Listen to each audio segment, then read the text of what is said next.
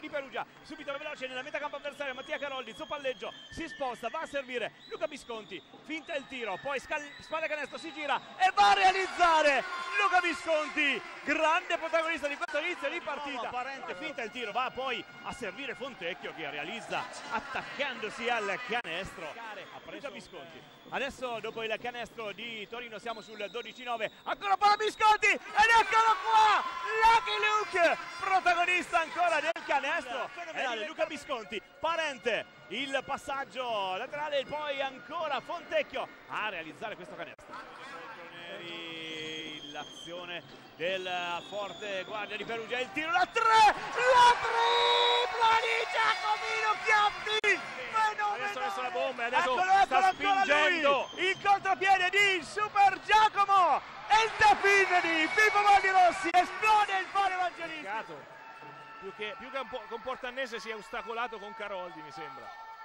Fontecchio, poi Portannese ancora a cercare il tiro dalla lunghissima distanza e la tripla del talentuoso Maurizio Giadini, un altro degli esperti di questa squadra torinese con i suoi 35 anni. Portannese intanto fronteggiato da Visconti, ma non basta la stazza di Visconti. Portannese nel pitturato.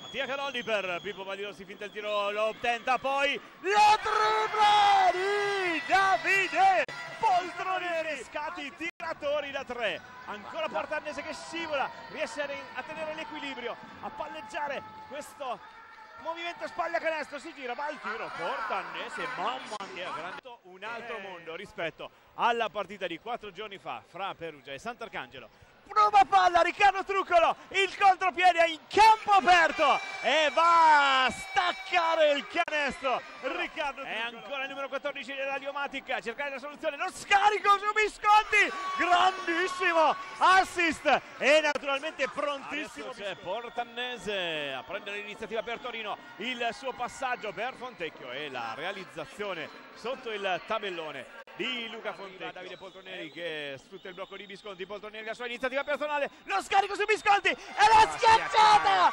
di Lucky! Il pallone arriva a Pippo Valdirossi, lo scambia ancora con Chiatti, il palleggio, poi Pippo Valdirossi, guarda Caroldi, lo serve.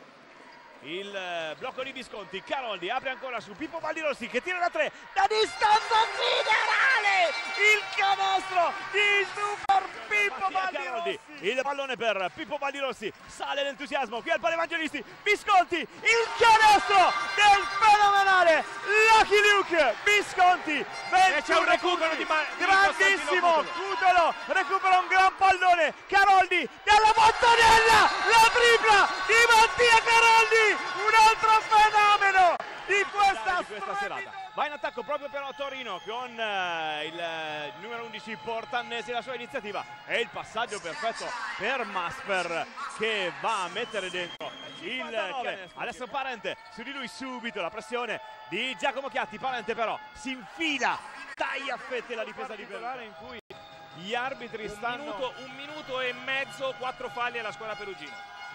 Portannese, su lui c'è Simone Bonamente, Portannese e alla fine trova un'autostrada.